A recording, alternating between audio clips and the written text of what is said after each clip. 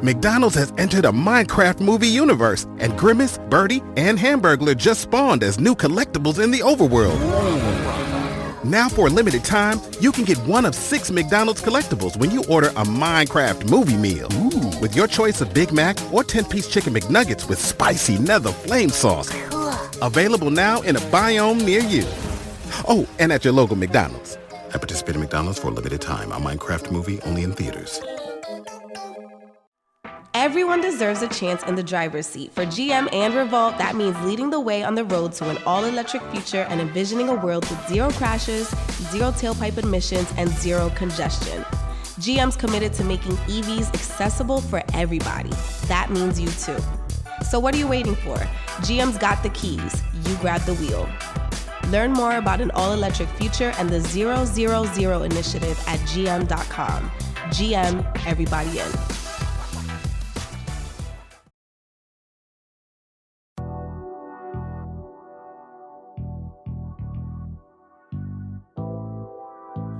There's no purpose in teaching anybody who don't really want to learn, who really don't want to get to it. Everybody want to play entrepreneur. They don't want the sacrifice that come with this shit.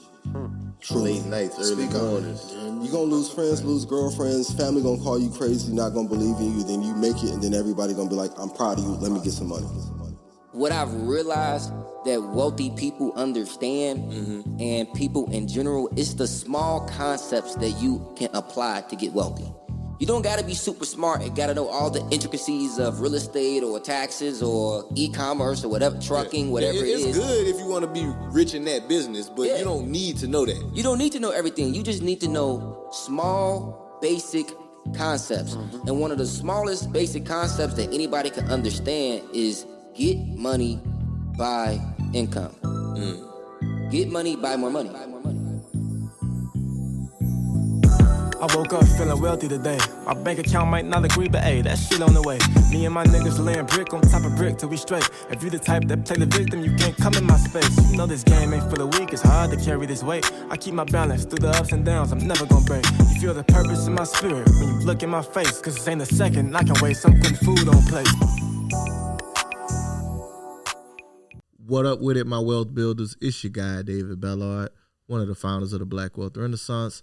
Back at it again with another great installment of Season 5 of the Black Wealth Renaissance podcast. Yo, my brother Jalen. What's good, dog? What's up with it? What's up with it, y'all? It's your boy Jalen, man. Another founder of the Black Wealth Renaissance. How you doing, man? I'm doing great, man. Season 5, doing numbers already. Numbers. You know it. On my What you Larry told me earlier? Jr. I'm biking. Yeah. Drinking smoothies. Smoking on the best weed. Sorry, man. Sorry, y'all had to chat about it and Larry. Hey, man, I'm feeling good, bro. Good energy, good start to the new year. Really focused on elevation. That's my whole thing. Is all right, bro. Last year was a learning year. This year is an elevating year. How about you? Same thing. Like you said, last year was a learning. I'm gonna say execution, like really executing well. Making sure that plans are in place and then just being able to execute them. So that's one of my things. And really just focus on getting this property this year, dog. Like, that is a must. Did you sign up for the NACA webinar yet, though? I did not. Okay, I'm going to do it. I'm on your ass. Okay, appreciate that. Hey. I need that. I need an accountability partner on this shit. Hey, look. I need to sign up for that, though.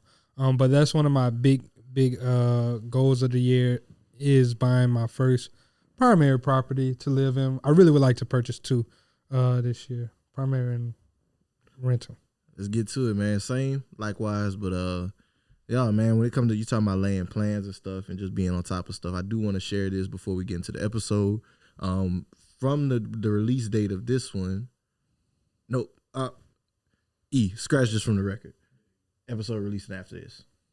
This episode is gonna release after that date. Okay, yeah. Never mind. Everything I just said, delete.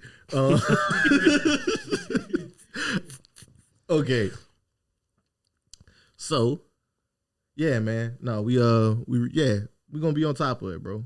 And we back at it, y'all, with another great episode, man. We bringing back another previous guest and longtime friend of the Black Wealth Renaissance podcast, man. On this episode, we got our brother, none other than the founder of RPA College, the man that's the black-owned college, y'all. Like I remember we told y'all about it. What that was almost 2 years back now. Like about 2 years ago. He got his own college. He's out here educating and uplifting young men. Really showing us how you can not only just make a bag in sports, but be somebody in the athletic realm and just build a career and build a lifestyle that you want out there, man. None other than our brother, Mr. Reggie Calhoun Jr. Reggie, how you living, brother? Man, I'm good, dog. What's up with it, Reggie? Man, what's up, y'all? Man. Bro, 2 years? Yeah, almost. God damn. Almost. It was early 2021. Damn. Time So be flying, appreciate bro. you for coming back on, my brother. Thank y'all for having me back. No, A lot has happened. Yeah, man. Give us some updates. What's new since you've since the last 2 years ago? Man, shoot, we going to Africa for sure. Y'all had went to Africa already, right? We had just got back. When did y'all go? Summer 2021, and then now we're going back and we're going to do a little festival, a game out there. We're branching off into more consulting and doing more like nationwide stuff, some licensing things. We added women's basketball as one of our sports. Okay. So man, it's been a lot of like different like things happening. The focus has been more on the transitional phases of everything versus just the physical piece. So that's where we at now. So when you say transitional phases, what do you mean? So our market was recent high school graduates transitioning from high school to trying to go to college, right? So now we're looking at every phase, whether you're going from 9th grade to 10th grade or 10th to 11th or graduating high school to college or college to life, there's a transition.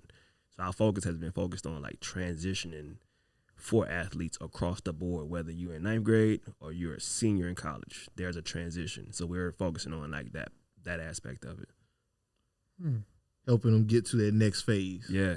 Because it's just a gap in every phase as an athlete. There's a gap, right? Mm-hmm. And but the biggest gap is when the sport ends. That's the biggest. That's gap. the hardest transition. That's more the times than not. gap. That's something that whenever I was in college, I spoke about kind of at length with some of my former teammates because I noticed that it's like something that gets stuck with a lot of people. So my athletic career ended when for those that don't know, I played football, Louisiana Tech, walked on and played for 2 years. And I left the team halfway through my college career. And I noticed that it was like a trend where it's like whenever the sport stops, it's almost like this rediscovery period for the athlete, right? Where it's like, okay, so who am I without this? Mm-hmm. Who am I whenever the sport stops? And I've noticed that a lot of guys, they would struggle with that. Yeah. It's a lot of dudes I know that's like, shit, I'm 28 now. They still posting their highlights from whenever they was playing at Tech. Bro, that was 2015, 2016. And it's like, are you still stuck in this phase? Do you still think that this is the phase of your life? It's like, there's nothing wrong with being reminiscent of the days, but it can't be like this is the only thing that you think about and it's the only way that you think of yourself. It has to be that transition. And that's why I respect a lot of what you do because you help people. I love that you're helping the younger kids transition, but you also help in that transition outside of athletics into becoming, and not even outside of athletics, transition into becoming a professional. Yeah, just becoming a professional and life in general. You think about when you stop playing ball, the next thing was what's next. Yeah. And there was no space, like a safe space to figure out what's next. Everybody was like, hey, man, you better figure it out. It was like, okay, figure out what, right? All I've been doing is playing ball since I was 8. I'm 21 now. So what, right? Or I'm 25. Then what? So my job really, man, has always been what happens when you finish playing sports. And that's where I want to go. You know, just everybody talks about, hey, you know, be a 5-star, be an NFL player, NBA player.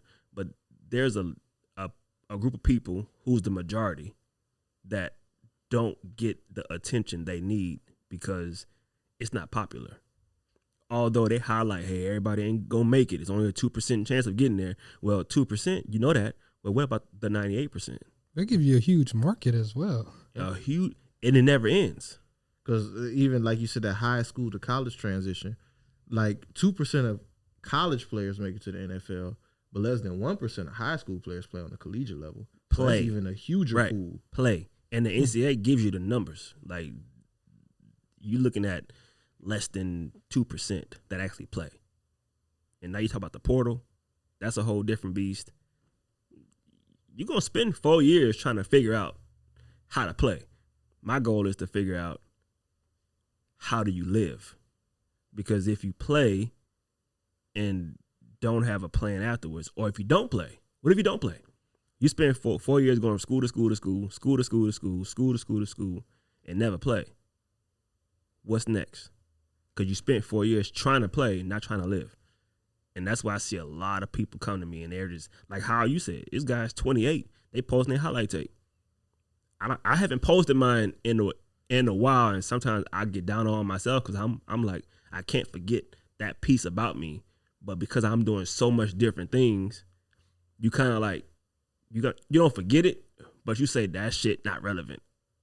But some people. McDonald's has entered a Minecraft movie universe, and Grimace, Birdie, and Hamburglar just spawned as new collectibles as part of a Minecraft movie meal with your choice of Big Mac or 10-piece chicken McNuggets with spicy nether flame sauce. Participate in McDonald's for a limited time. A Minecraft movie only in theater. That's the only thing that's relevant because they haven't done nothing in 5 years.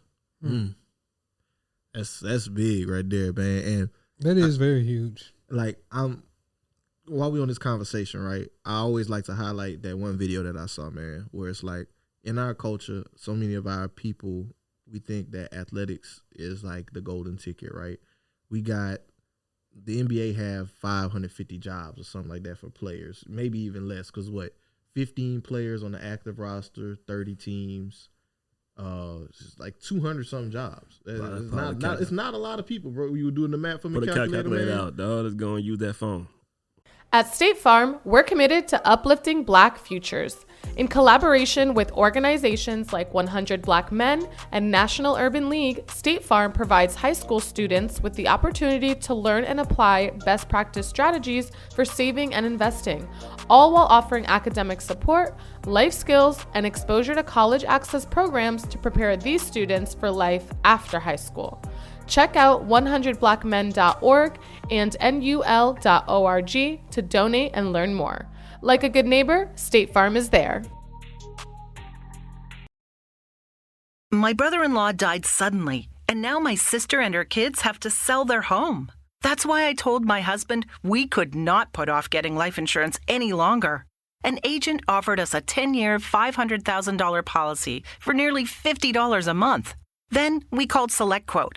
SelectQuote found us identical coverage for only $19 a month, a savings of $369 a year. Whether you need a $500,000 policy or a $5 million policy, SelectQuote could save you more than 50% on term life insurance. For your free quote, go to SelectQuote.com. SelectQuote.com. That's SelectQuote.com. SelectQuote. We shop, you save. Full details on example policies at SelectQuote.com/commercials.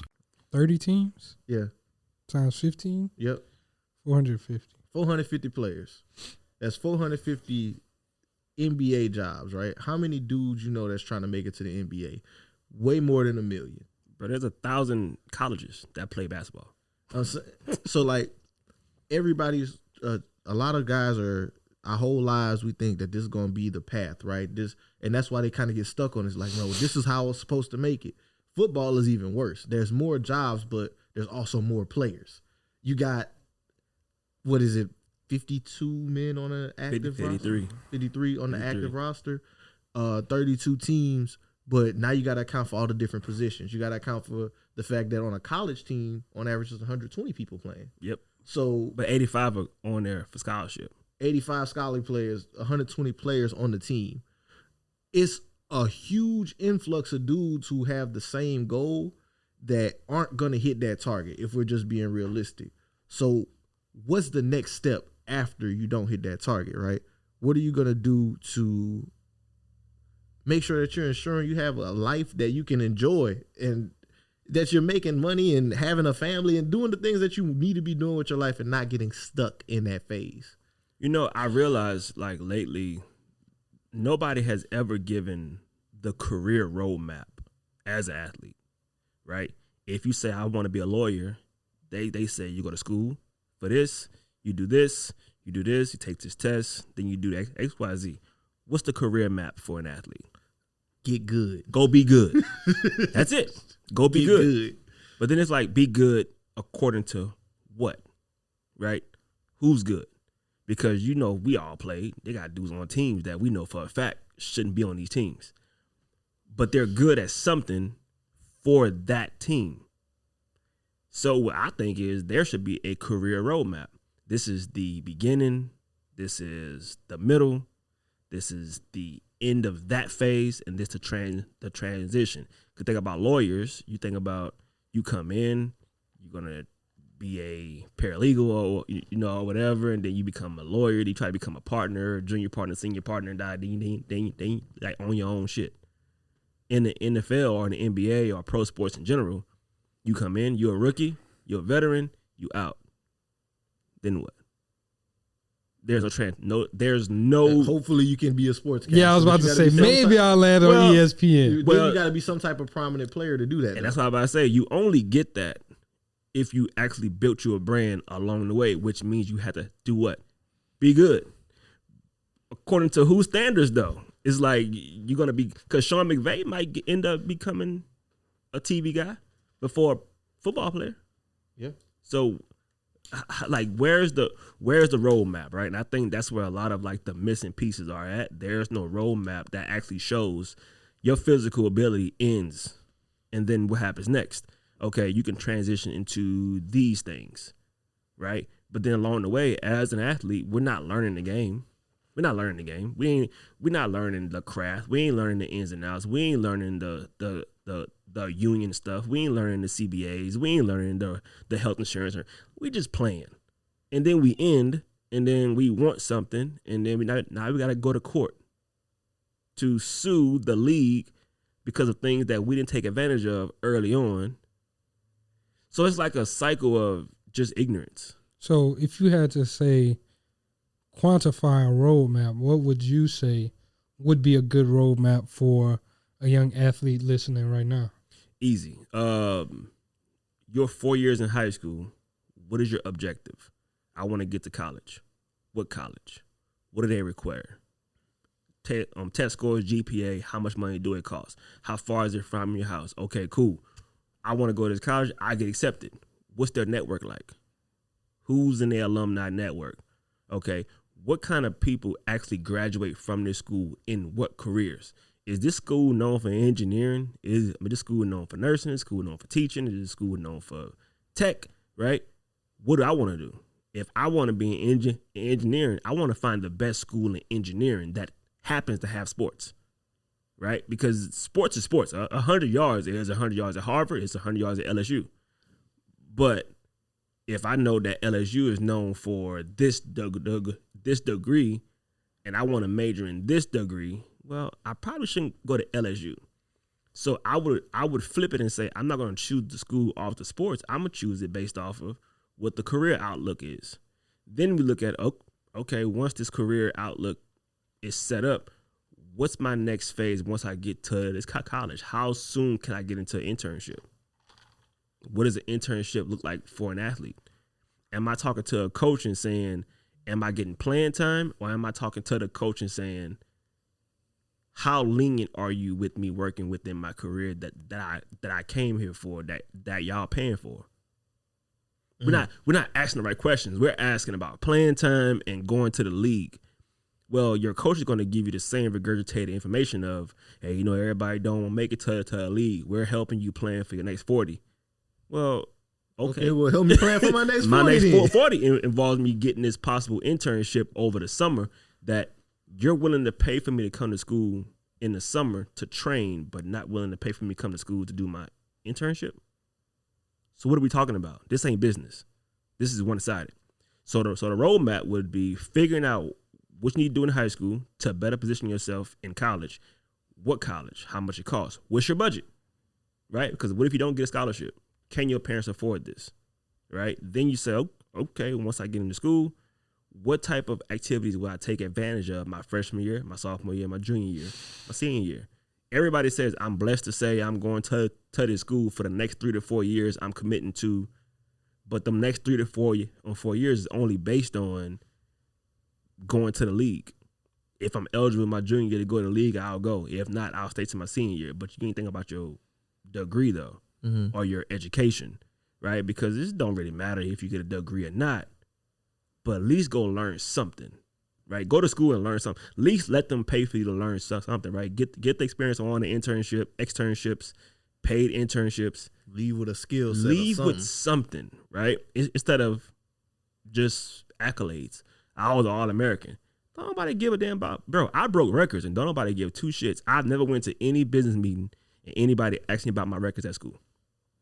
Never had one. Even on this podcast, y'all just say, "Hey, bro, tell me about your accolades in sports." I ain't gonna lie, bro. I don't give a fuck about that shit. Nobody cares, bro. Nobody cares, dog. Like, and that's just being real. And I didn't realize that till after I kept saying it, and they was like, "Oh, okay, cool, that's dope." Yeah, I'm like, you heard what I said? Reggie was like, they don't care. I'm like, it's yo, that meme that I'm like, yo, what's really good? But so for the roadmap, bro, what do you want to major in? And I think we gotta stop saying major because all these kids will say business. No, what do you want to do? What do you want to do for a career, bro? What do you want to do? Forget the major part. What do you want to do? Because if I say I want to major in engineering, okay, what the hell you want to do in engineering? You gonna be an electrical engineer? You go mechanical, civil? What you gonna do here? So I think when we ask them about what they want to major in, they give you an answer based on like a topic or a subject, but they don't really know what they want to do. So before you even talk about 5 stars, 4 stars, all Americans and all that shit, bro, what do you want to do? And then let's build out your career roadmap from what you actually want to do. You know, just because you want to be on YouTube, that don't mean that's easy. You got to learn how to communicate. Appearance, technology, like you got to learn that part. Oh, okay, cool, learn that. Don't just say jump on YouTube and just talk about weird shit. You know what I mean? So I just think like the roadmap really just starts from what every kid wants to do early on. And then you build that, and then you figure out a way to parallel it with them playing sports, because that parallel road, eventually that physical ability road is going to stop, but that one road you kept building for your real life is going to keep going.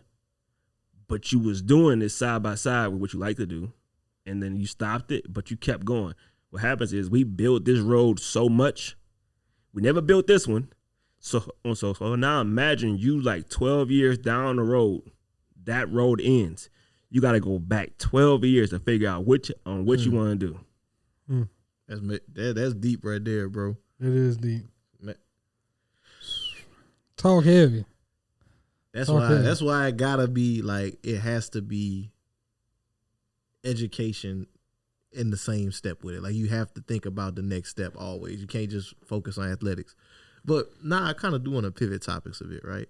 Because since we last had you on, it was a major development in the athletic world, specifically to college sports, that has made a change in the environment. I think July 2021 is when they passed the law for the name, image, and likeness law, right? So now we college need to athletes, break that down. Huh? So we need to break that down. College athletes can now benefit and make money from their own name, image, and likeness.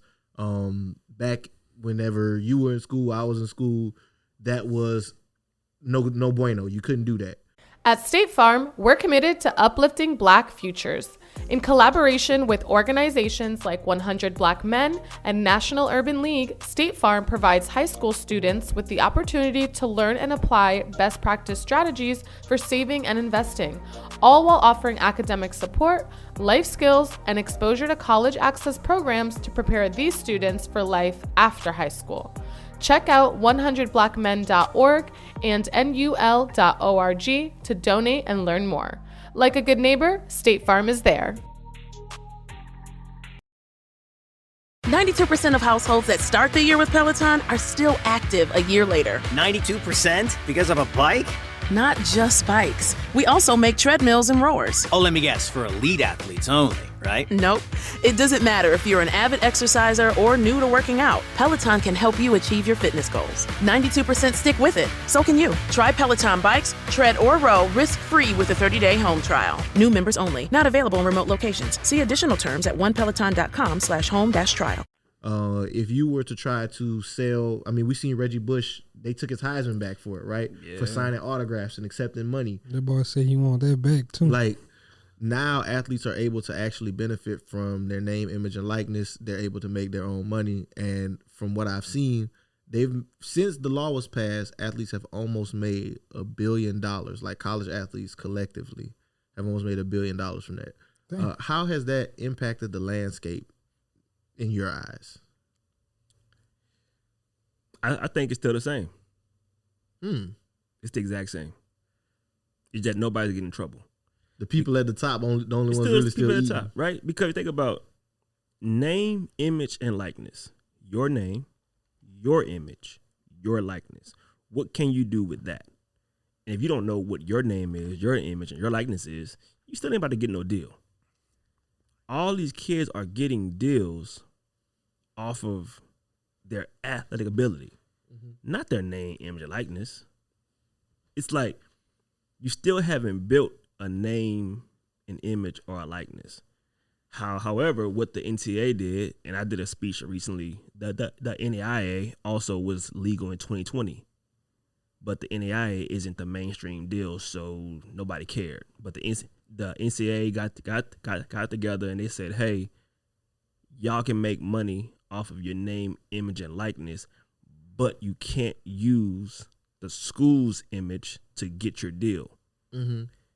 Turn right around and a quarterback from Alabama gets a NIL deal and his colors of his jersey is the color of the school that he goes to. It just don't have the logo on it. So what are we actually doing? You know, now you got me thinking about that. I think I've seen something like that in BR where it's like something very similar. He LSU player, but no LSU logo. What are we doing? Like what are we really doing, right? And I think it's just a shuffle of cards. I love the law because now it's like, hey, bro, go out and get it. But what's happening is making everybody think I have to be a top prominent athlete to get that. No, bro. If you from where y'all from and you was just that dude in y'all's town and you happen to go to college, nobody cares what college you went to. You went to college from this small town. You have a name, you have an image, you have a likeness that these companies will love to highlight you on. Local businesses. People in your town know who you are. Go get it. Go get it. Because your level of influence is always below you. It's never above you.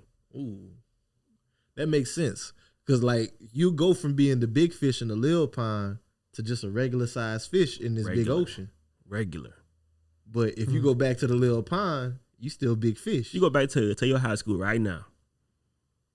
And y'all got this podcast. Shit, you go back to tech, they're going to be like, oh, y'all the boys who, because you're going to always influence the people below you, but you got to build your name and your likeness. So the NCAA did this thing where they made everybody think like, oh, everybody now can get paid, but they never gave them the tools on how to actually build a brand. Then they came back and reshuffled some stuff because shit got out of hand. Now it's like, okay, y'all got to give them the education. Y'all got to give them this. Well, how many kids are actually going to that class that's teaching them about branding and marketing? Sure, most not. Man, I'm not doing that. But it's funny because 30% of athletes across the whole D1, D2, D3 want to major in business. So if they major in business, they got to take a marketing. How the hell you don't know how to? You got to brand yourself, market yourself. Like it's just like. These kids are majoring in stuff just because it's easy to stay eligible. So the NIL for me, it's a great concept, but there's a missing piece of the education of actually how to brand your name, image, and likeness. What's your name? What's your name? Dude, you signed to the school and you want the notoriety because you signed to the school. That's why the NCAA kept winning those deals. Well, winning those laws and things like that, because every athlete was winning off the fact that they signed to the school. Can you be somebody else without signing to the school? And that's why all of my messaging is like, dude, D1 is D1 only because you there, not because the school. The school's a regular ass building. You went there and you was good and you turned them up. But can you separate yourself from the school mentally? Are you really a Division I athlete? Because D1 theory is excellence. are you really a Division I athlete? Not do you go to a Division I labeled school. Are you really a Division I athlete? Can you do what you're doing at LSU? Can you do it at Jackson State? Can you do it at Tech? Can you do it at Southeastern? Can you do it at Paul Quinn? Can you, if you're that athlete, you can do it across the board. If you're really him, you gonna be him wherever you at. LeBron James effect. I can do this shit in Cleveland, Miami, and LA. Don't matter. Can you do it? And we ask that all the time. Like, oh, when Brady left the Patriots, can he do the same thing in the Buccaneers? We all ask that same shit. And he comes and he does it. And did it. Because you're really that dude. But how many dudes leave teams, go somewhere else, and they're not that. And flop? That's why the name, image, and likeness goes deeper than just you can get paid while you're in college. Bro, can you do this shit if they cut you from the team? Are you still that guy who can walk into a company and say, hey, this is who I am? My name, my image, my likeness. Who gives a shit if you played? They're doing deals with you because you're you. Mm-hmm. But if you don't know who you are, you ain't getting no deal. And if they giving you one and you still don't know who you are, they only gave it to you based on how you play. But the NCAA says you can't get paid to play. We ain't even getting into all that. The NBA playoffs are here, and I'm getting my bets in on FanDuel. Talk to me, Chuck GPT. What do you know? All sorts of interesting stuff, even Charles Barkley's greatest fear. Hey, nobody needs to know that. New customers bet $5 to get $250 in bonus bets if you win. FanDuel, America's #1 sportsbook. 21 plus and present in Virginia. Must be first online real money wager. $5 deposit required. Bonus issued as non-withdrawable bonus bets that expires 7 days after receipt. Restrictions apply. See full terms at FanDuel.com/sportsbook. Gambling problem? Call 1-800-GAMBLER. It's a game. It's this. But if you don't have no name, you can't profit off your image. You can't profit off it. Bro, who are you? And Prime said it a bunch of times. I knew dudes' brands before I seen them play. Who are you? Like, you got commercial deals and stuff like that. Who are you? And he was saying it from the sense of a player. But I'm like, that's because Dog had a brand. They was willing to invest in that brand. They don't care that the dude played. They was like, I like your image. You clean cut or whatever. Same thing as influencer marketing at the end of the day. Like, but you're just an athlete. You're just an athlete. You're just an athlete. And what the hell are you influencing? You're trying to get a product, service, or brand messaging in front of your audience. Is there certain stipulations with the rule that they have to follow, like certain parameters they have to follow within? It used to be. It used to say, where Alabama had a law where it was according to the market value. Well, who's giving the market value? Right? Who's saying that you can only get this much? Then it was like, your freshman year and your junior year, you got to go through education. Well, who's doing classes? Then it was, you can't use the school's facilities. But then it was like, okay, you can use their facilities if you get permission. You can't use the school's logos, but you're using their colors. So if you're using their colors, then your brand must be their colors, right? Like, your brand must be their colors. Y'all know what I wear. I'm red, black, and white and out. I don't care if I go to LSU or not.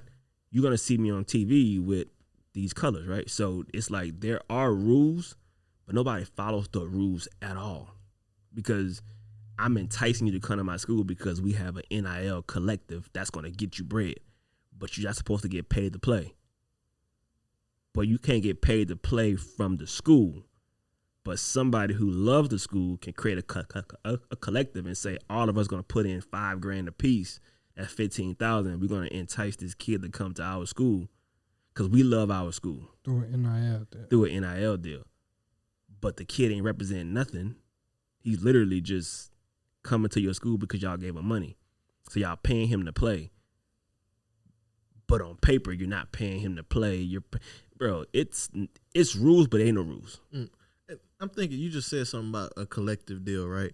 Wasn't it? I think it was Grambling, or was it at HBCU where the coach got a collective NIL deal that was going to pay all the students? A lot of them did it. So a lot of schools had this collective where they was giving money to the whole team and then giving it to walk-ons. Wow. That is 100% against the rules. Because unless the whole team is doing some kind of a commercial, what you giving the money for? So now we did, like BYU did it. I think Graham might have had one. I seen an HBCU do. Yeah, I'm not sure if it was Graham. And then Oklahoma got one. Where they're gonna give the 85 guys some bread and then give 15 walk-ons some bread. Texas Tech giving one. It's like $25,000 a year to walk-ons. That's for pretty what? fucking good, actually. Salary. Right. So if I'm saying, bitch, and I'm in dog, school, bro, bitch, I'm about to ball out. Hey, look at you. So, but that's real though, and that's how. But, if I would go that's walk where on, we that's need what to I'm step saying. in. That's what I'm Hey, saying. That's niggas, what. Yeah. No, Yes. no balling. But that's what I would do though. Like I would go recruit you and say, hey, we're gonna bring you on as a walk on, but we got something for you that's off the books. That's like getting bonus money. You don't count against my salary cap. We just giving you balling bonus bread. Now we can get as many kids as we want. Because if I'm saying you already got the academics, you got FAFSA, loans, ain't about to give you this 25 bands, your school pay for it. And you're not going through that typical college struggle that most walk-on type dudes had to do. Where it's like most athletes. Do you know, man? Everybody in athletics is in poverty. Think about how much money them boys getting them stipend checks, but that's poverty level checks. So they pay their rent and then that's it. They go eat. They eat the calf all the time. Bro, that's so literally what they can only eat. So literally a full ride puts you in poverty regardless. So the NIL, if you were smart, bro, go get money and build yourself a salary. Use it.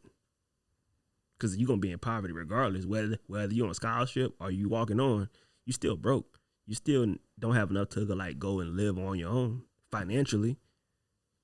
You know what I mean? So you talk about $1,500 a month and my rent $1,100. I dead ass had a teammate that was on scholarship. He got arrested because he was moving pounds. Yes, bro. Just you could call it what you want, but why did he feel the need to do that? Because he wasn't making the money. Ain't no bread. He ain't had no bread. You're still struggling. You're struggling still. So the NIL should be for everybody, but there should be some level of education on actually how to do it, right? If I get 10 companies to pay me $200 a month, that's 2 bands. I mean, that's pretty decent. And then I just piled up on that. I teach them about compounding. I teach them about how to like build up the residuals. But the conversations is, hey, bro, come out here and get a 6-figure NIL deal, or come get a Lamborghini and you can drive a Lamborghini around. Well, unless I teach you how to use this Lamborghini to make money from, you just got a car that's costing you gas. A hell of a lot in insurance. And a hell of a lot on a note. And if they play you right, and I'm saying right, but really wrong. If they play you right, they can say they gifted you that. Now you on the hook for taxes of that $500,000 whip. Where your money at? You got no write-offs. You got nothing. You just smoked. Yeah. So yes, to answer your question, there are rules, but it's almost like America. Each state has their own rules, loopholes and everything. So each state has their own rules. Each conference has their own rules. Each school has their own rules. I got you. So it ain't no rules. Jurisdictions. Yeah, and everything it ain't no like rules. It's just whatever school says it is what it is. Because Texas said, shit, whatever the NCAA say. What's good, my wealthy people? Are you a small business owner looking for funding to grow and expand your operations? Are you tired of all the business credit gurus promising big results and then under-delivering? Here at Black Wealth Renaissance, we understand the unique challenges Black business owners face when it comes to securing funding.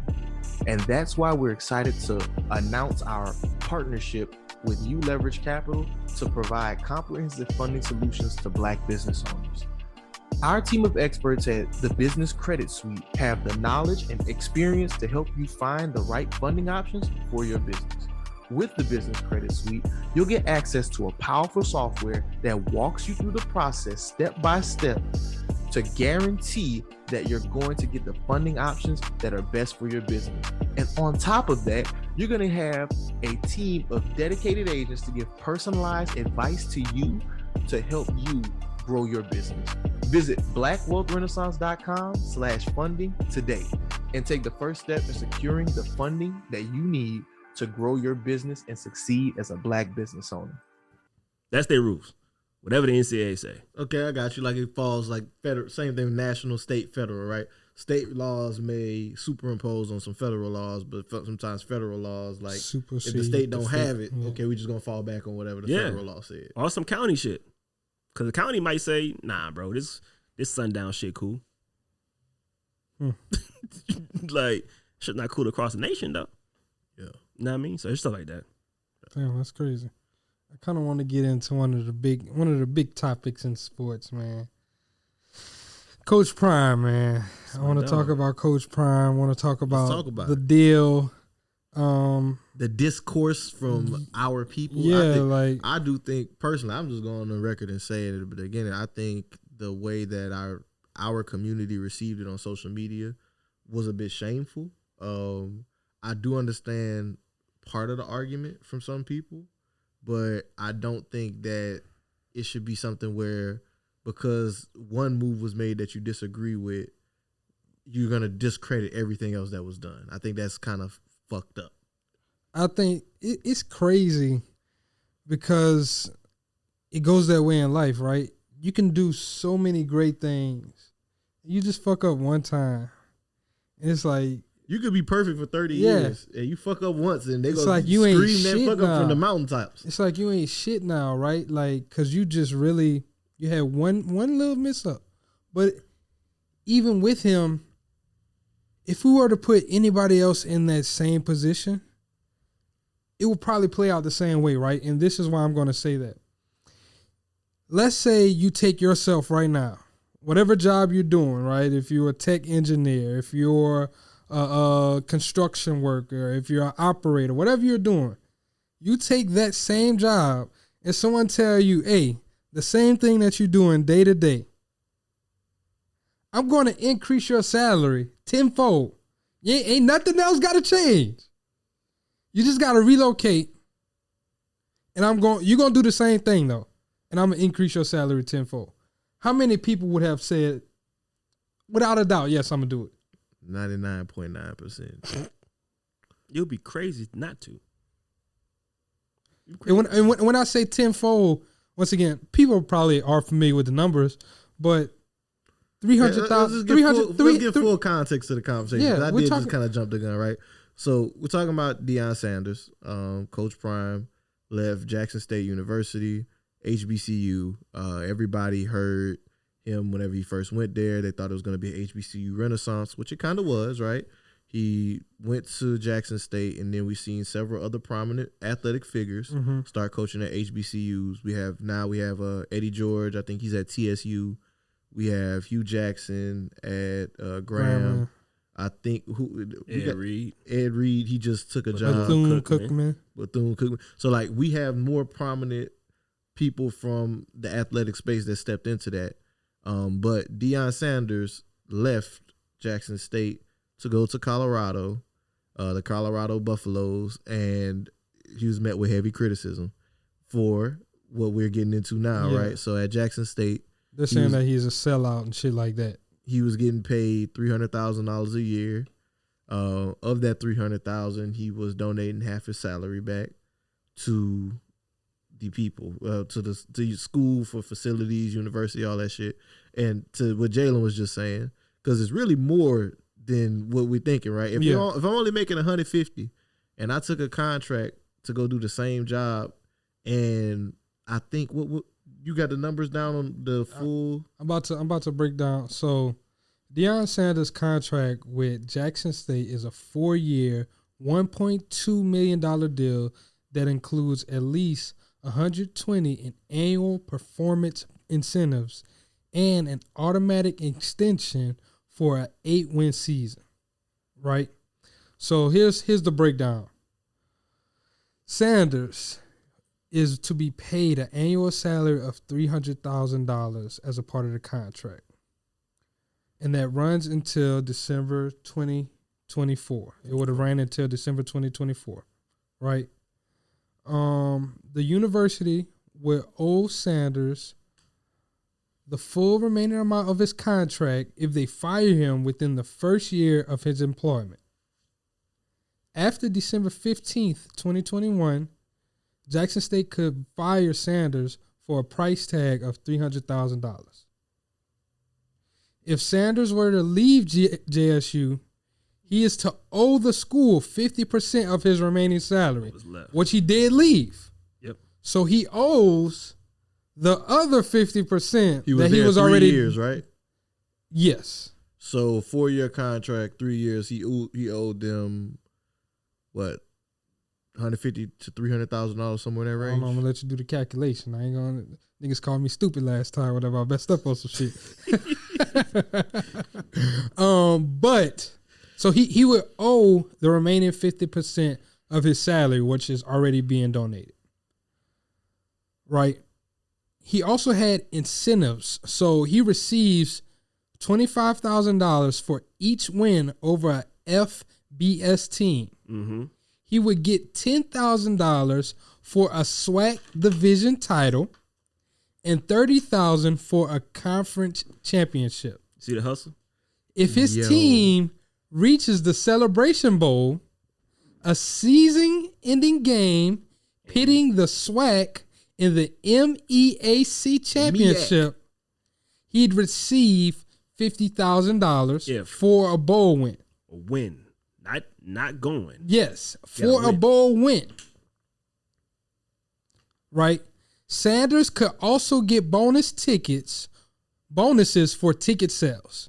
If a game draws more than 30,000 fans, he gets 10% of all sales after 30,000. Not once 30,000 is hit. So let's say it's a 30,000 And two one person, sell, he's getting 10% of that, right? Getting $10.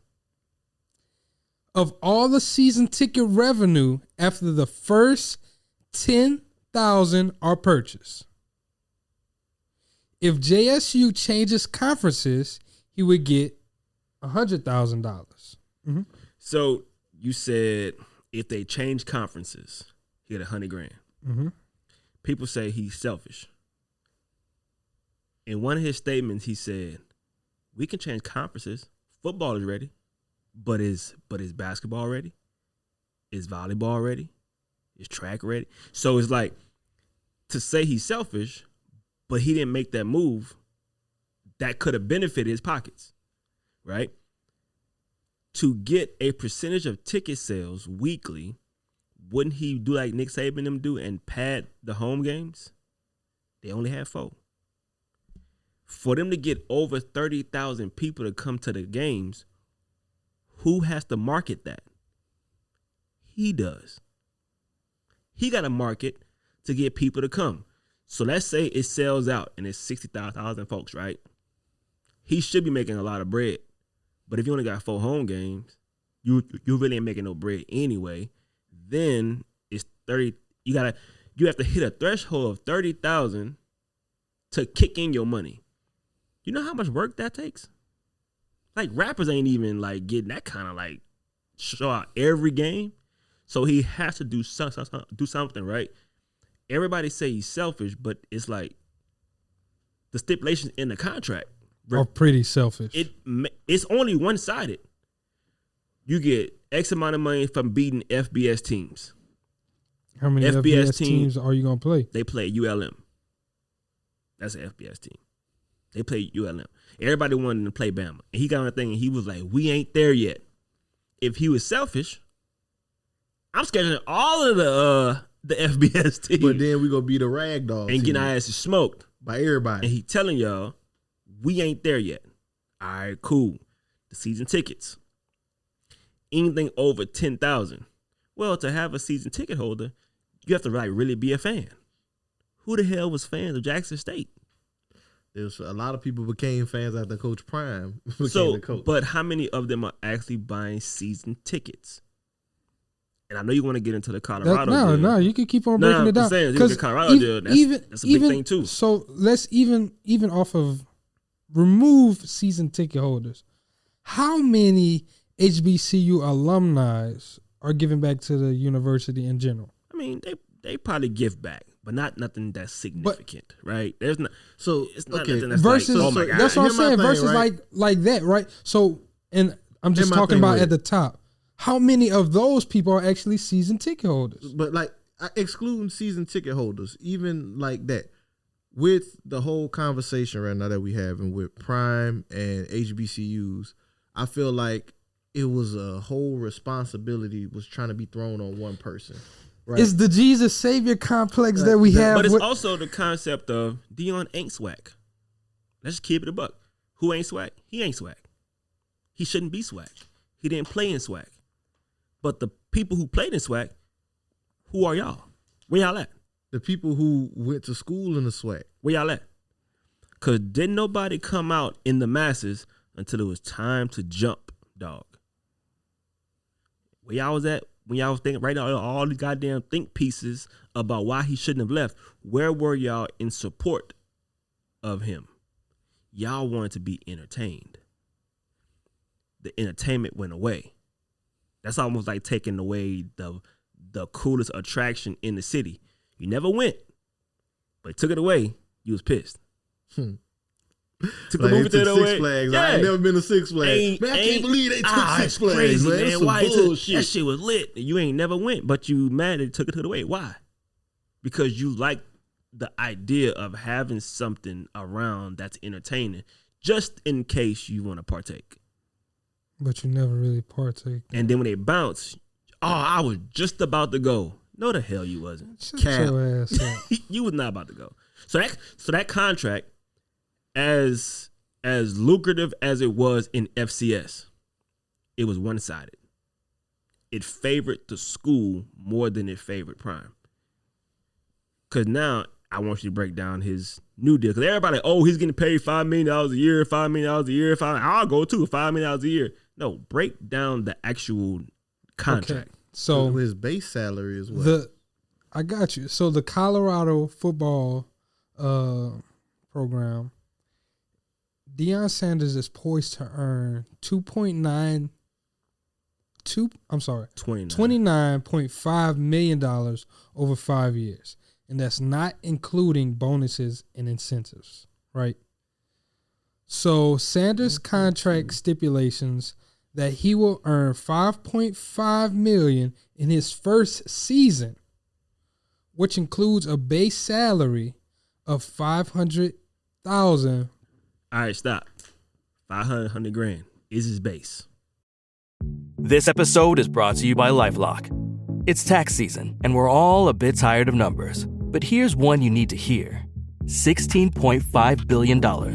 That's how much the IRS flagged for possible identity fraud last year. Now here's a good number. 100 million.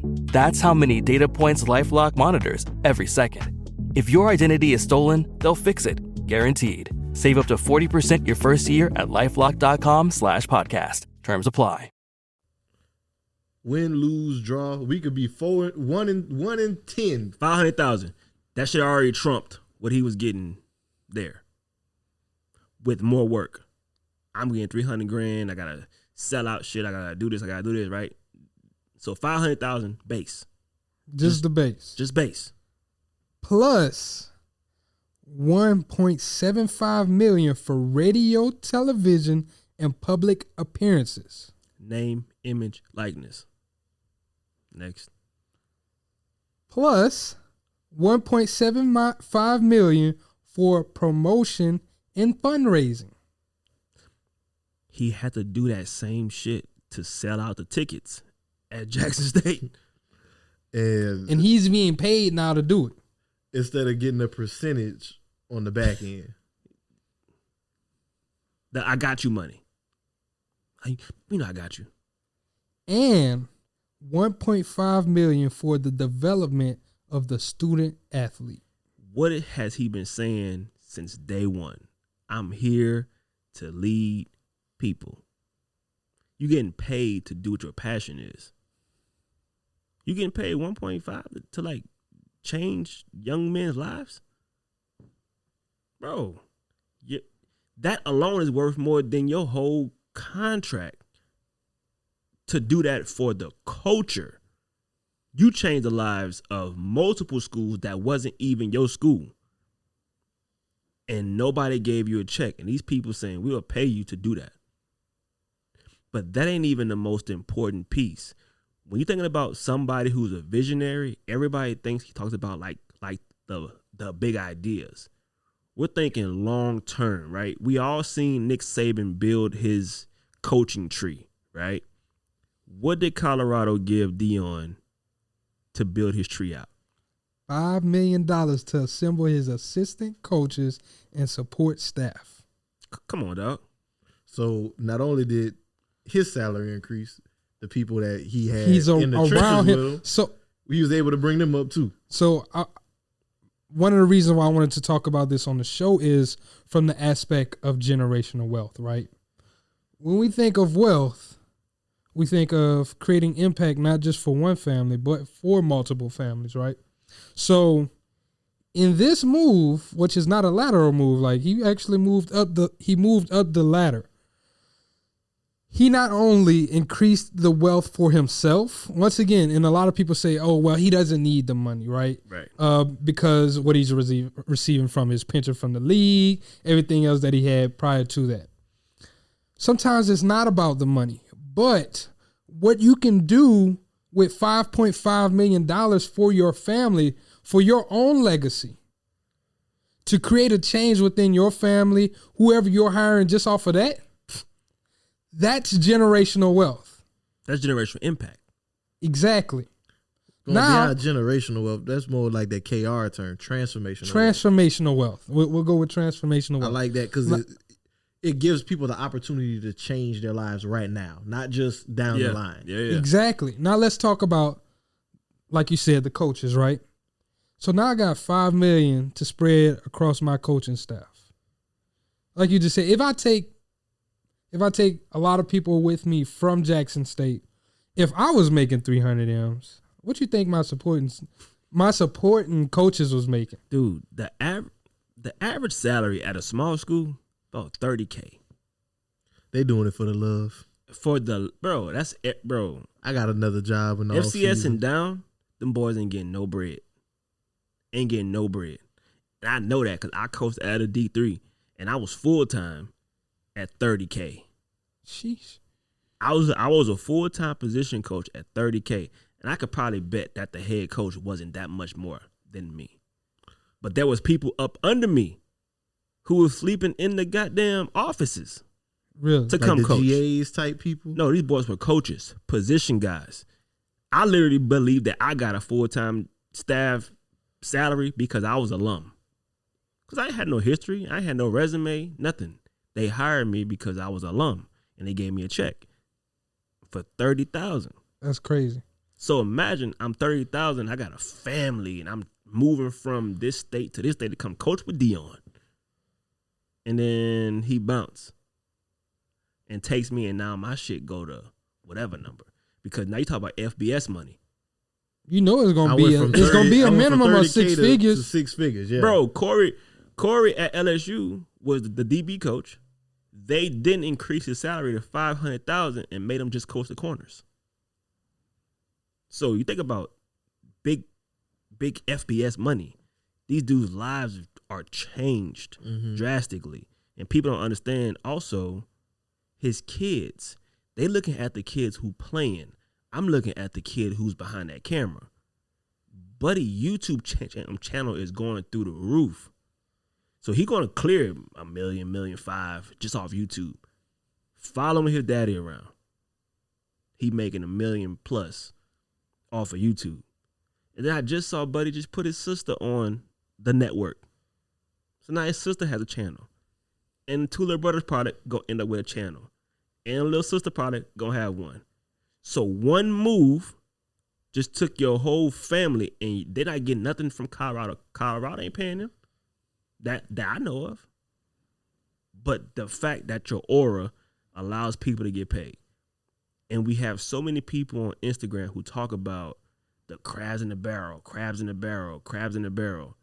Okay, well, look at the people who pulling the damn crabs out the barrel now and salute them. But you can't because you're the crab in the barrel. don't even recognize it. Because you're seeing this man make this move, and because it doesn't align with what you thought the vision should be, now he's wrong. That's crazy. He should come back down. He should come sit in a bucket with us and talk about shit. That's playing. That's playing how we're going to make it happen. Energy doesn't follow plans. It follows action. Get off the bullshit. We sitting around like, let's plan what's going to happen, what happened next. Well, he came in, he did this, he got the hell on. What's y'all plan now that he gone? You ain't got one. So now you mad because you aren't playing. To hell with a plan. What are we doing? Hey, once man, again, you fucking spitting right now. It goes into that Jesus Savior complex, though. I think our community has that so bad. That's why whenever someone, does something in our community, it's just like, oh, tear him completely down because we looked at them to solve all our problems. That's why we allow our entertainers to speak for us on political issues. Kamala Harris. On political interests, right? That's why whenever Kanye West say something radical, we're so upset. Yeah. We live in a space where don't make a move and fuck up and then learn from it and make another move and fuck up. We want you to don't do anything until we got the plan all together. And here we are 10 years later. Still planning. We've been planning 200 fucking years. You just planning. Look at the fucking plan. And bro, the technology and the landscape is changing so much. You've never seen a HBCU coach. Let's talk about Deion's timeline. Little League, high school, that failed. He learned from that, got another one. That one bombed, got into a high school joint, and he was willing to be an OC. This is what people don't realize. He was an OC at a high school. Out here. And the head coach of that high school is the linebackers coach from JSU, who's now with him in Colorado, who all began with him in Little League. So we playing a game that is bigger than just me. So Deion Sanders is the OC. He's an assistant to a guy who doesn't have notoriety, right? Boom, he gets promoted to the college ranks and HBCU. Bring my guy with I'm bringing my guys. He brought two of them with him. I'm bringing, a few, but on staff-wise, right? I'm bringing my guys with me. We've never seen an HBCU guy go from an HBCU to FBS. We haven't seen it. Not since they made this thing up a cool term. So why not say, damn, that shit fire? Nope. We mad because he left the HBCU.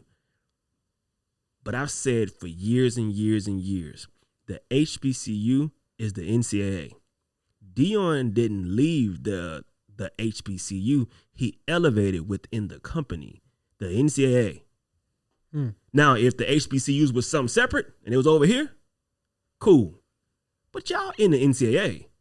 He just moved up the ladder. He went from the mailroom to the boardroom. Still the same company. Y'all all at Google. Because y'all the DEI section of Google. Dog, you still Google. Give a damn what y'all picnics and all that shit is cool. But y'all boys are getting paid from Google. Okay? The NCAA is the NCAA.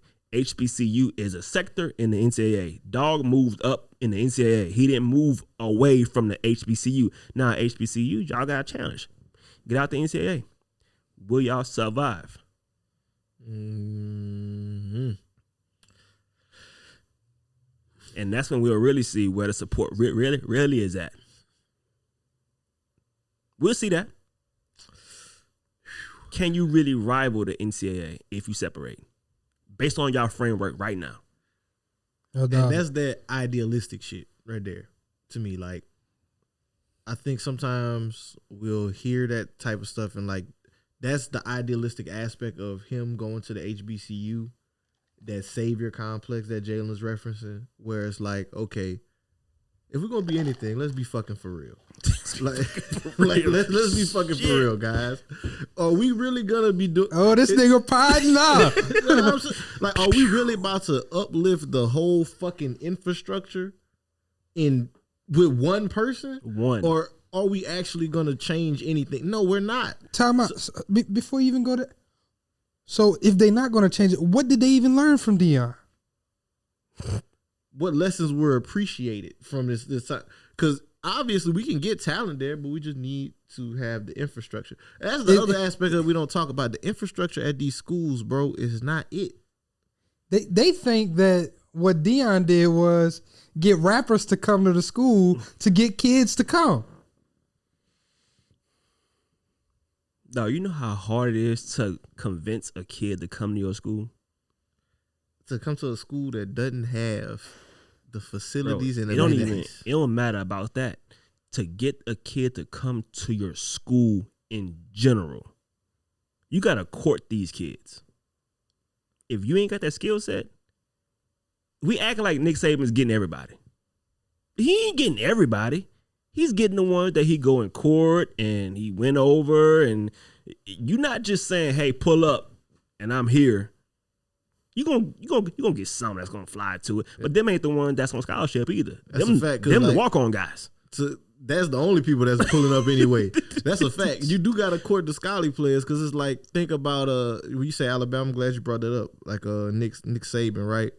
You got running backs that have been going to the league for years, right? So how do I get a young dude who think he the shit to come here because he want to play right day one now? I want to play right now. No, come here and sit on the bench for 2 years. That does take some courting. That take a little bit of convincing and coercion. It's like, no, look, this is how this is going to benefit you.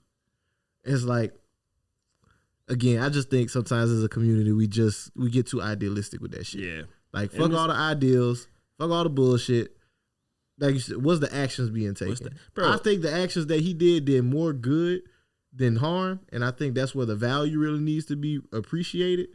Now I don't appreciate the clown shit I see some of these niggas doing now, like that shit Hugh Jackson just did. Now, okay, so before we get to Hugh, I would even say Deion, my dog.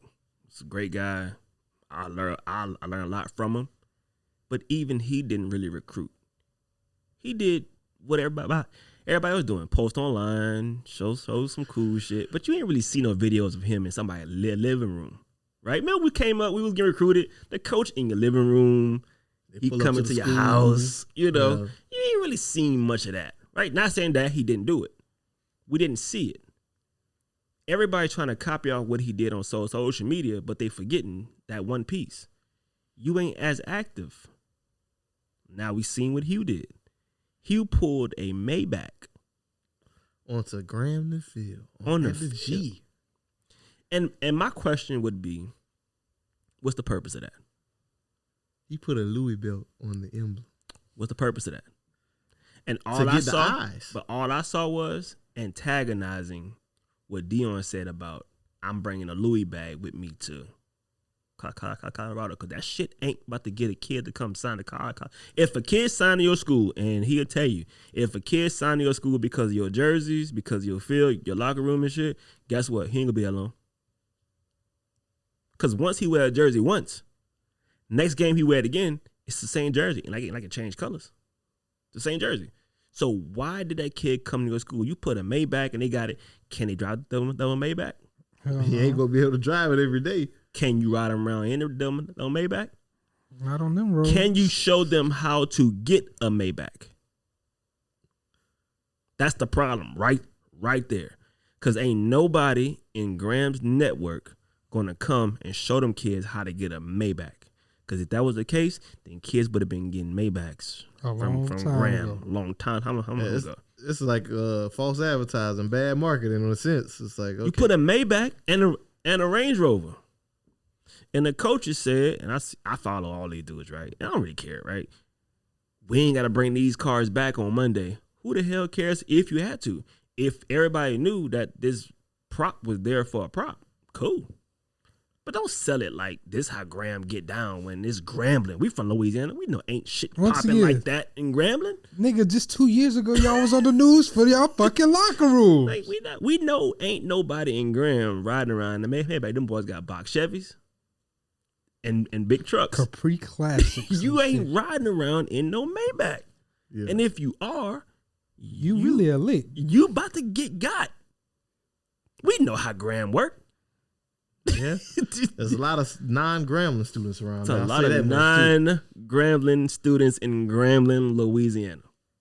And you about to give an 18-year-old the false illusion that they can get a Maybach, knowing they about to be at the barnyard party. Niggas gonna be mad. Them niggas is gonna be mad. Man, stop, dog. And I get the idea of what he want to do. I get it. You got to make it look sexy, but nah, it's not to that degree. That shit was like, you went from never being online to that. That's like giving a goddamn dead body morphine. That turned up and went right back to where he was when it wore off. Because now it's spring ball time. I mean, y'all record wasn't that good this year. So y'all better have some heat in the spring. It better match that Maybach. Because what Deion did was he showed y'all practice, locker room, the competition, them traveling, the parties with the players. He didn't show you no cars. He also produced. And then they won.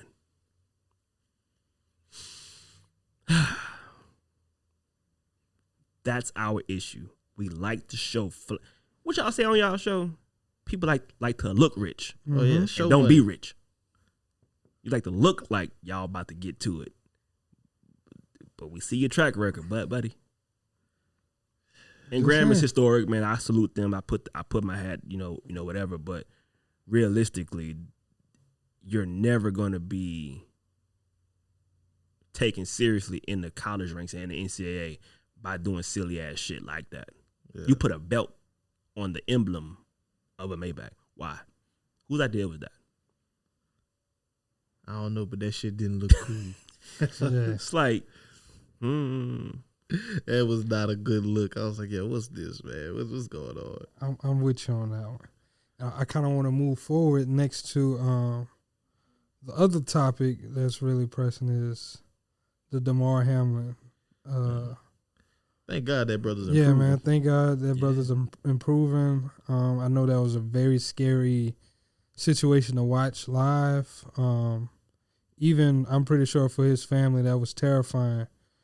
I did send you a clip of a guy speaking about the financial side of it, right? Oh, the pension. Yeah, he was talking about pension, how he isn't vested yet. How the league will only pay $4,000 a month for like medical expenses and everything. I kind of want to get into like that side of sports. How once again the person is the product, but once the product is no good, how are these leagues still taking care of these people whenever they're being injured while playing for your league? Man, so you gotta look at it, and I've been seeing everybody with their takes and stuff. Football is one of the most selfless sports for black men. It's the only sport that we say, I'm willing to lay it all on a line to get my people to a better situation. Your health. You don't care. It's what it is. It's a selfless sport that you got to be selfish in. But the business of it, it's just business. You buy a used car, right? It got 100,000 miles on it. It had a couple wrecks and shit.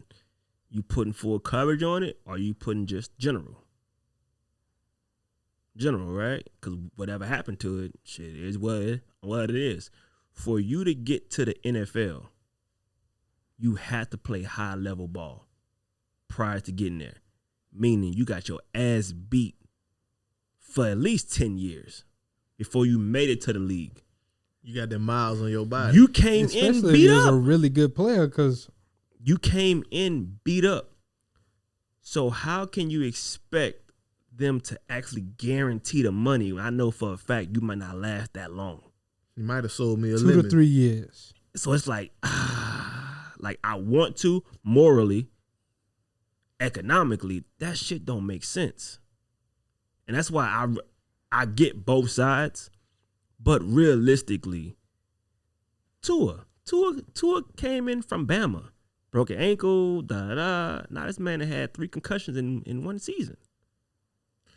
Jesus. How can you really guarantee I'm gonna give you $200 and something million? How? The nature of the product itself is going to be, you can't predict. At the beginning of every season, right, they do predictions. Yeah. Injuries derail seasons all the time. So I understand where you're coming at from, like, that aspect of it. From the business side of it, right, where you're talking about this pension and these different things, they have their business case, right? That's risk management from their aspect. It's like, okay, you've only been here less than 3 years, so no, we can't give you this much money, because if we gave this would be the majority of people. Yeah. We can't give this to everybody. It's like insurance. Exactly like insurance. Like we can't give this to everybody, because at the end of the day, we're in the business to make a profit. But I do think that it's interesting how the conversation got opened up by this injury, because we see it often in sports, and I hadn't seen it in a long time, where it's like it always takes this one big injury for us to start really looking at stuff from a different perspective. But was it really an injury? He almost died. But was it an injury? Not really an injury. He almost died, though. Could his heart stop without getting hit? We don't even know what his medical history is like. He could have had a heart murmur. He could have had a moment where his heart just stopped and it just happened to happen on the field. And I'm just only playing the devil's advocate, saying you really can't say cardiac arrest happened because he played football. Like, I've had kids come to RPA who lied about concussions. They had 5 before they got here. Get one. Oh, well, I had 5 in high school. So how your record said you never had one? Like, it's stuff like that, right? It's like, I'll do whatever it takes to stay on the field. So I'm a liar. That's that selfless athlete mentality. What I'm willing to do it, right? But on the moral side, I get it. I get that shit. But the conversation about the pensions, this is where guys like y'all need to come in and say, in business, you should be having like a diversified portfolio, real estate, stocks, bonds, right? Even insurance. Insurance have 2 riders that you can attach to your policy that if you do get injured and can't perform 2 of the 6 ADLs, you can borrow from your death benefit. Why not insure yourself? Living benefits for those unfamiliar. That should be something that every NFL player is taught coming into the league. Immediately. Chronic injuries and chronic illnesses. Long-term care riders. Yes, sir. Yes, sir. It's your boy Spitty here from DGB, a.k.a. Dirty Glove Bastards, Off the Porch podcast.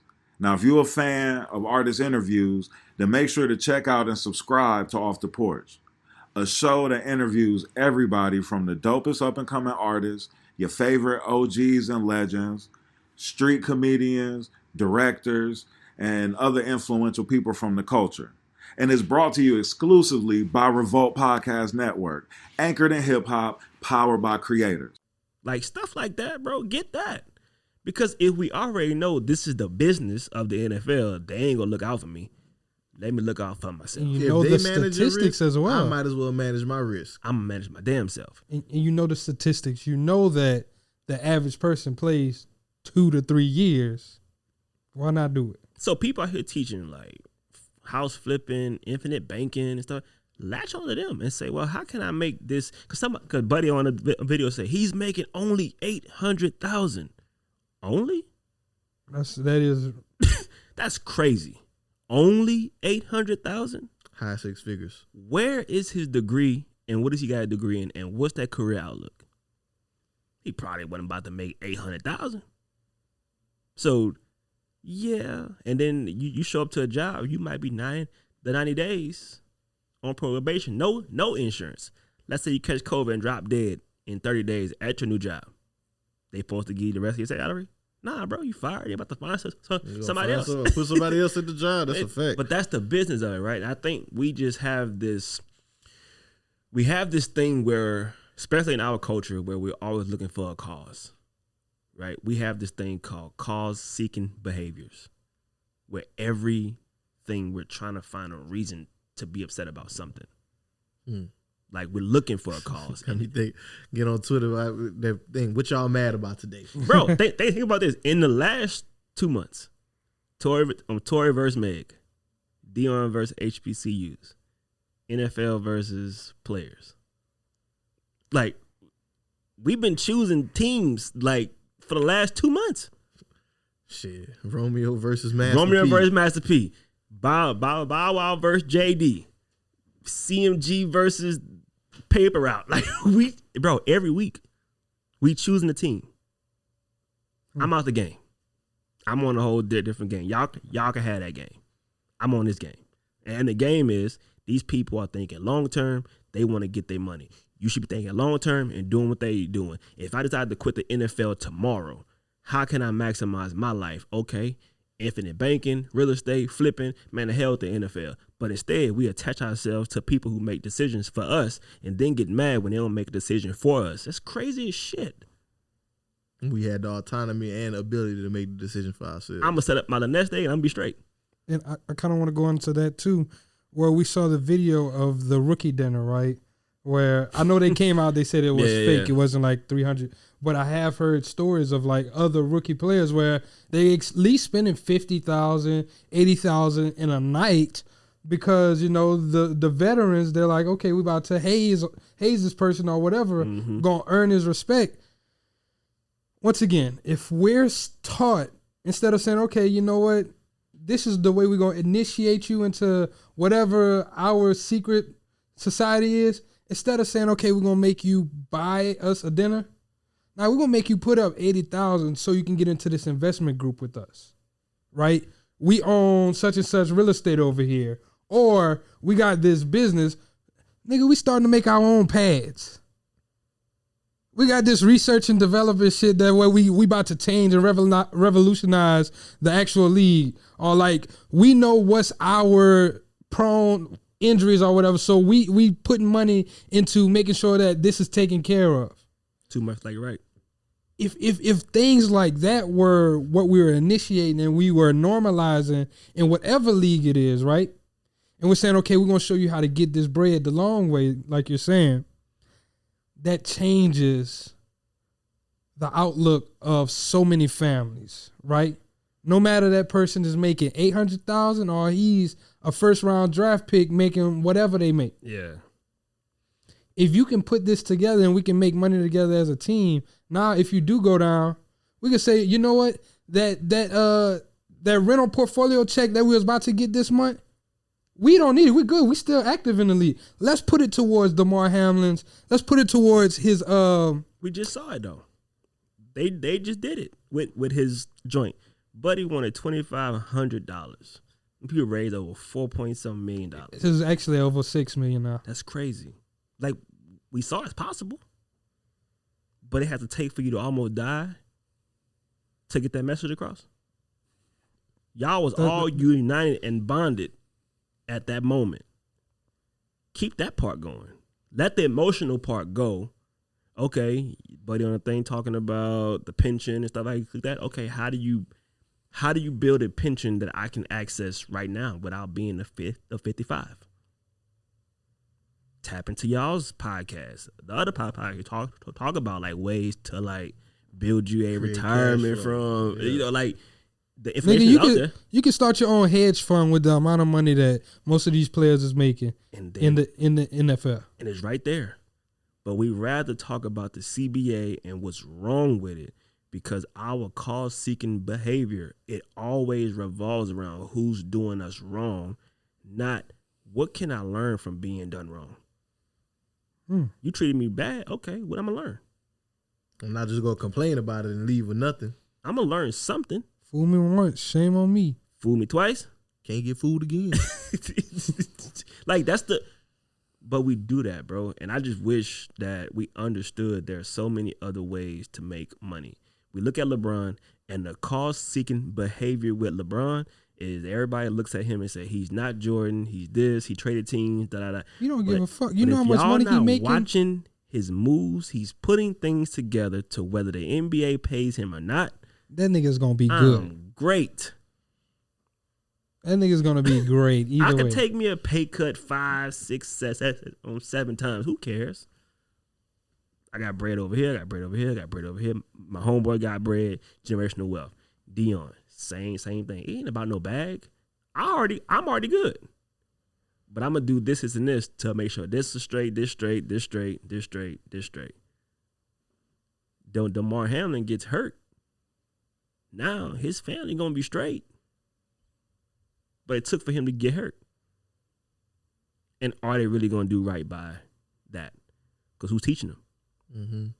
There's no family resource for us on how to like teach you how to get the bread. Everybody want to be entertained. Everybody want to have fun. But I'm watching dude almost died. Instead of fussing at the NFL, what are you guys teaching them? What y'all putting out that's gonna help them? To hell with that rookie dinner. To hell with the hazing. Bro, put these boys in position to where you a 6th round pick, but your money is compounding like a goddamn 1st round pick. Do that. Because if you know, like, the lower the rounds go, the less money you make. Well, shit, how can I turn your 800 into 80 million? Let me show you. Not take you to dinner and make you spend bread. That's stupid. That's ass backwards. For what? Everybody's in an uproar when it's bad. And then everybody's like, shit, that ain't me when it's good. Because let's say he didn't almost die. Let's say he went through a family issue and his mama died. And he had to leave. How many of y'all really gonna put money up? They'd have been like, that's his problem. That's his issue. He should have saved his bread. He should have had this. He should have had that. Wait, hold on. Where's the energy from the time when he almost got it? So I tell every athlete, look out for yourself. You cannot be selfless until you be selfish. There's no way you're gonna sacrifice your body, almost die for this shit, and not have something in place for you. And then you control the board. That's selfish. But you can only be selfless by being selfish. Like, you know, Jesus died for our sins, right? But he did that because that's what he wanted to do for his mission to accomplish what he came to earth to do. But he did that for him, for us. He was selfish. He left them 12 dudes for the betterment of the rest of the world, though. So you call him selfish, but what he did was selfless too. You potting, Reggie. You potting, dog. We gotta pivot into our last points of the show, though. So I'm gonna let my guy David get into his last point of the show. So Reggie, I want to ask you, man, what are you doing with your money to ensure that you would never go broke again? So I heard this saying, right? Start doing things that's not cool. Like putting your money in things that's not cool. That doesn't require me to be the face of it. You know, like simple stuff. Real estate, you know, stocks, family, like put my family in place to be able to do things that when it's time to make a move, we can all move. Because my scariest moment was if I needed to bounce and go to Africa, can my whole family follow me for safety too? And they couldn't. So how do you get them there? Got to invest in them. Got to put them in position too. Your friends, all those things. So for me, it's not about what I'm doing for me to generate more money. It's how do I build my ecosystem around me to make more money so that we all can maneuver how we need to when we want to. Kevin Hart said it. Having all the money is not fun. Because when you want to move and go on this trip, You gotta leave all your people everybody behind. can't come. Yeah. So people say like they're like draining your energy, but they're not draining your energy if you're giving it with a purpose. So I'm gonna invest in y'all, and I'm gonna say, hey, y'all should go look up this, do this, learn this. You said you wanted to do this right. I'm gonna spend time with you and make sure you finish it. Because on the flip side of that, when it's time to move, I know where to go. I ain't got to go look for it. I know where it's at. So for me, protecting myself is building my ecosystem and building that people around me to where nothing can come in because in order to come in, you got to get through the people that's already got me. Mm-hmm. You know what I mean? So it's just I don't need to surround myself with people who I don't know. I'd rather do it with people who I know, but I'm not going to do it with people who I know who ain't got shit though, because you just put yourself in a bad position. So my goal, my future is to equip everybody around me to be good so that we're all good. So we never have to get penetrated by any outside forces because we're all good together.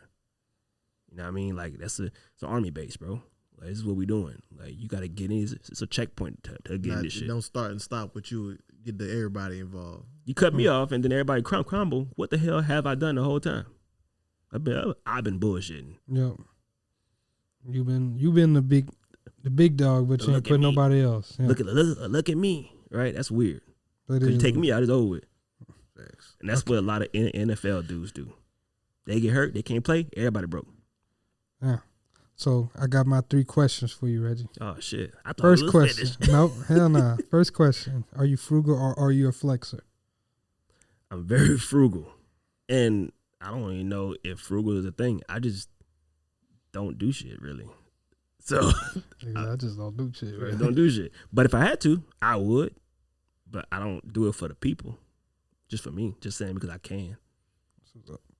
Second question: what are you doing to make sure that your seeds are good, right? I know you just told me you're investing into the people, but how are you making sure that you're leaving a legacy for your family? I let them watch what I do, and I take them with me. I'll never do something where they don't understand what I'm doing. And I explain it too. I say, this is why I'm doing this. This is why I'm doing this. This is why I'm doing this. And then it's small so they can see it versus a pie in the sky. It's, I'm doing this because I got to go do this. Look at my name. I'm doing this because look at our last name. I'm doing this, and they can see the wins, so now it makes sense. Versus like when you're in school and they say, do this, and we get out. The hell I'm gonna use geometry for? But if you could have showed me when I was in school in class how it worked, I probably would have been like, I'm fucking with this. So that's what I'm doing. Like my kids have to see, and they got to see it now, so that they can start to like gravitate to it, and then they take it. They take it. If not, the lessons learned through it works. And my grandfather did that with me. That's what's up. Last question: do you have life insurance? Yes. You know I got life. She said yes. I got like 3. That's what's up. Yeah, he sells life insurance. Yeah. Yeah, I got 3 of them joints, you know. And my first one, honestly, for anybody listening, bro, your first one can be a smooth 50. Just something, right? Yeah. I know I got in, it was like, get burial insurance. Like, how much it cost to bury you? All right, it's $15,000. At least get 15, right? At least get that, and then you build from there. So that's where I was. That ain't gonna cost you but $5, $10, $15 a month. Some shit you waste, bruh. Just at least get something. But yeah, you know I got that for sure, and I got that because not just for my kids, but just for me to have confidence that I'm investing in myself right now. That's the ultimate way to say I'm investing in me, because after I'm gone, my name is gonna still be around. So how are you making sure that your name's still around? You can't just die and have nothing. You know what I mean? So that's, you know, I just want to have proof that I'm actually investing in myself. That's what's up. Well, Reggie, I want to say thank you for coming on the show, my brother. Please let the people know where they can tap into you, if they want to get into some of the transitional programs that RPA has to offer, if they want to learn more about what's going on in Ghana, what you guys are doing. We didn't even get a chance to talk about that and really break that down. But just let them know where they can keep up with you. Yeah, for sure. So all my social media is the same. It's Reggie Calhoun Jr. Instagram, TikTok, Fanbase, Twitter, all that. Website is wearerpa.org. That's our school site, and we kind of just break down like who we are and what we do and why we do it. And then Africa is going to be the same thing we doing here, but we going to Africa because shit, it's a blank canvas, and there's more people out there who look like us who need what we got, and they want to come here, but they can't. So I'm gonna bring it to their front door. That's what's up. That's what's up, my brother. So before we get up out of here, man, give y'all a couple house cleaning items. Make sure y'all leave that 5-star rating and review for your boys. Helps us grow the show and continue to put out this message of wealth, education, finance. That's what we all about here at BWR. What else you got for Jalen? Y'all make sure y'all just keep on tapping into what we got on Instagram. Y'all make sure y'all follow us. Keep on watching the YouTube videos. Make sure y'all be on the lookout for the events that we have. Go to our website, blackwealthrenaissance.com, to keep up with our latest and greatest events that are on the streets. Yes, sir. And if y'all like hearing from Reggie, man, y'all make sure y'all tap in with him. We got something a little special coming a little later down the pipeline. But just wait on it. So, until next time, Wealth Builders, this is Black Wealth Renaissance signing out. Peace. McDonald's has entered a Minecraft movie universe, and Grimace, Birdie, and Hamburglar just spawned as new collectibles in the overworld. Now for a limited time, you can get one of 6 McDonald's collectibles when you order a Minecraft movie meal. With your choice of Big Mac or 10-piece chicken McNuggets with spicy nether flame sauce.